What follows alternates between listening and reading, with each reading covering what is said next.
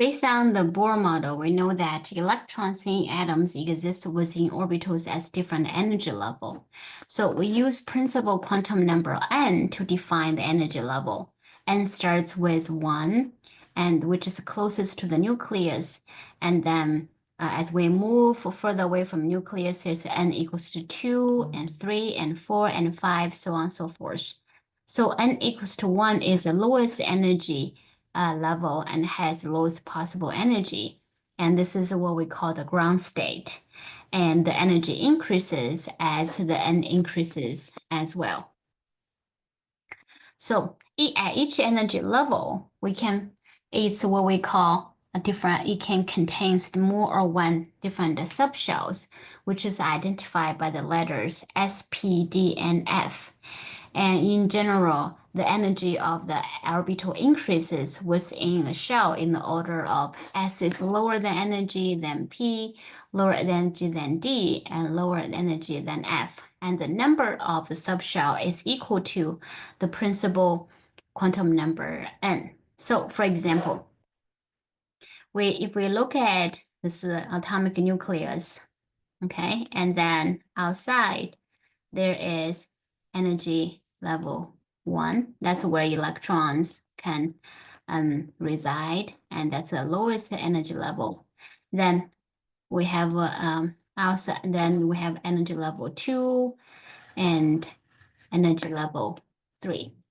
So now you can see here, as we go further and further, there are more space for electron to occupy. So at n equals to 1, which is the principal energy level 1, there can only have one subshell, okay? One subshell. And that is S.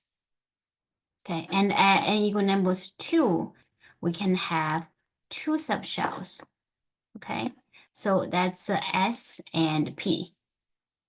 At n equal level to 3, there are 3 subshells, which is S, P, and D. At n equal to 4, there are 4 subshells. You can have S, P, D, and F. Okay, so now S shows what the shape of the orbitals. So if you know it's an S orbital, then it's a circle. And if it's a p orbital, then you show usually like two balloons tied together, and so on and so forth. So as those letters S, P, D, F, they indicate the shape of different orbitals or different subshells. So now to describe a specific orbital, we usually use the principal quantum number plus the letter to indicate the shape. So for example, at n equals to 1, and we know that there's only one subshell, and that is S. So we call this as 1s orbital. All right, and now at n equals to 2, there are S and P, so we say that it's a 2s and 2p. So the number tells you which energy level it's at, and the letter shows you the shape of the orbital.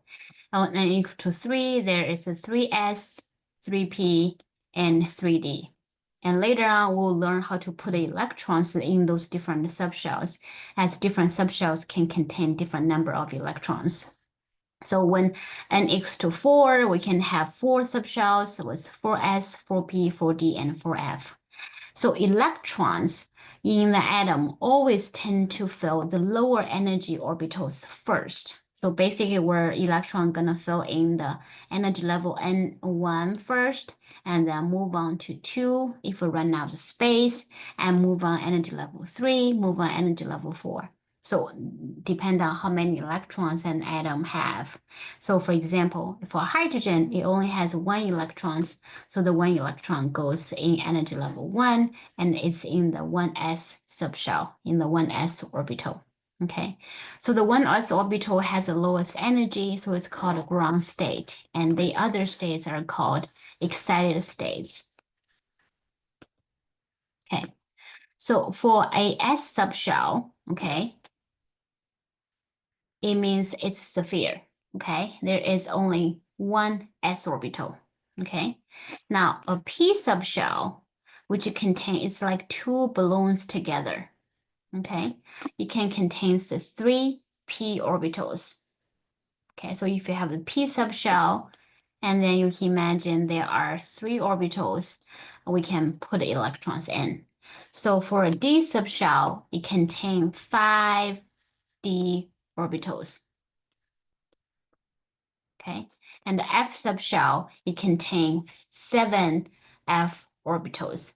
Now you can see here. So as going from s, p, d, f, there are more available orbitals, so we can put more electrons in there.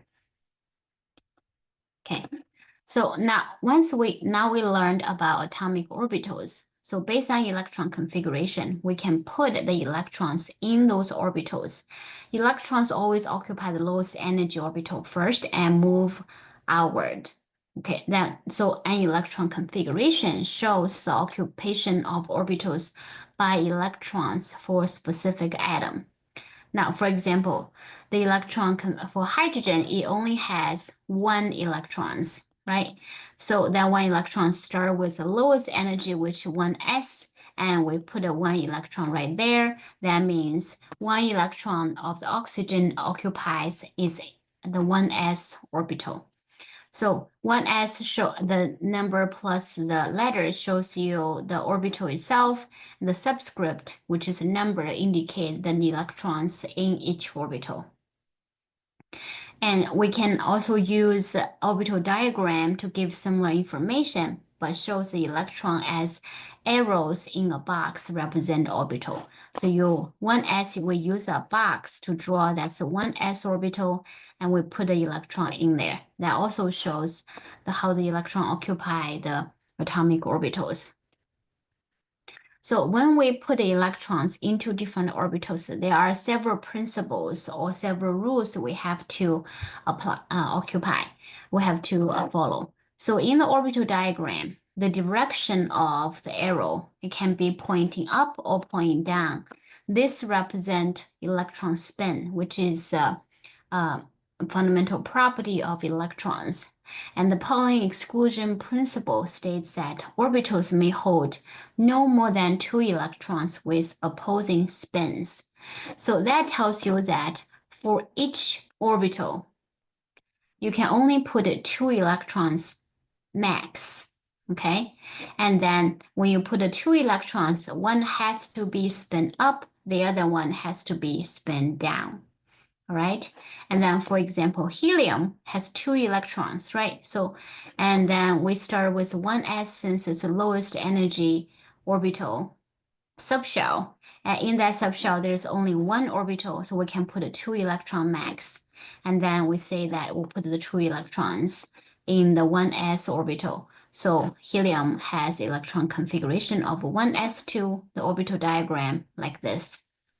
And Hahn rule states that when orbital of identical energy are available, all of those are firstly occupied singly by electrons with parallel spin, then the electrons in pairs. So this means that if you have several orbitals available with the same energy, then we need to put an electron in each orbital first before pair them up.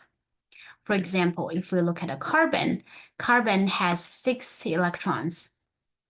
Now it will, so that when we look at the electron configuration, we start with 1s, lowest energy, then move on to 2s, then move on to 2p.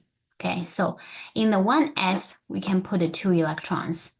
In the 2s, since it's also 1 orbital, we can put 2 electrons. Now in the 2p subshell, remember that a p subshell can have 3 orbitals. So now in this case, each orbital can fit 2 max. So in a set of 2 orbitals, we should be able to fit 6 electrons. Now, since we have we used up 4 electrons, we have 2 electrons left. So we're gonna put 2 electrons in the 2p subshell. But based on Hahn's rule, we have to put each electron in each orbital first before pair them up. That's why you have those 2 singly occupied electrons. So if you put 2 electrons in one right there, this would be incorrect. It needs to be follow Hahn's rule. All right. So when we write electron diagram as well, we should always consider Pauling exclusion principle as well as Hund's rule. Now, how do we determine the electron configuration? How do we know which electron orbital, which atomic orbital we put the electron first? So there we all follow the Aufbauer principle. Basically, start with from the lowest energy to highest energy, and then we can start to build the structure in order of atomic numbers. Start with 1s, since the lowest energy, followed by 2s, 2p, 3s, 3p, 4s, 3d, and 4p, 5s, and 4d, and so on and so forth. So when you start to put electrons into different atomic orbitals, we've always followed this principle. The lowest energy gets occupied first and then move outwards. So in an s orbital, in a s subshell, there are 2 electrons we can fit. In a p subshell, there are 3 p orbitals, so we can fit 6 electrons. In a d subshell, there are 5 orbitals. We can put 10 electrons. In a F subshell, there are 14 electrons. There are 7 atomic orbitals, so we can put 14 electrons max. Okay, so when you write the electron configuration, always occupy the lower energy orbitals first before the higher energy orbitals. Start with 1s, 2s, 2p, 3s, 4p, 4s, 3d, so on and so forth. And each orbital can only hold no more than 2 electrons. Okay, so when the electron occupy the same orbitals, they have to have opposing spins, which is known as the Pauling exclusion principle. And if you have a set of orbitals have identical energy in the same subshell, so those orbitals have to be singly occupied first before being paired up. And this is Hund's rule. So for example, if we look at nitrogen, which has 7 electrons, so since nitrogen is number 7 in the periodic table, so it has 7 electrons. And we start with 1s, and we can put 2 electrons in there, and followed by 2s, 2 electrons in there, followed by 2p, and we have 3 electrons left in there, and we can put 3 in there. Since we know a set of 2p subshell can fit 6 electrons max, right? And when you draw the electron diagram, so start with each box stands for 1 orbital. Okay, if the same subshell, you write a 2p subshell, we know there are 3 available orbitals. You connect them together and with 3 boxes. So with 1s, 2 spin up, spin down, and 2s, and the 3 electrons need to be put in the 3 orbitals first before being paired up. All right.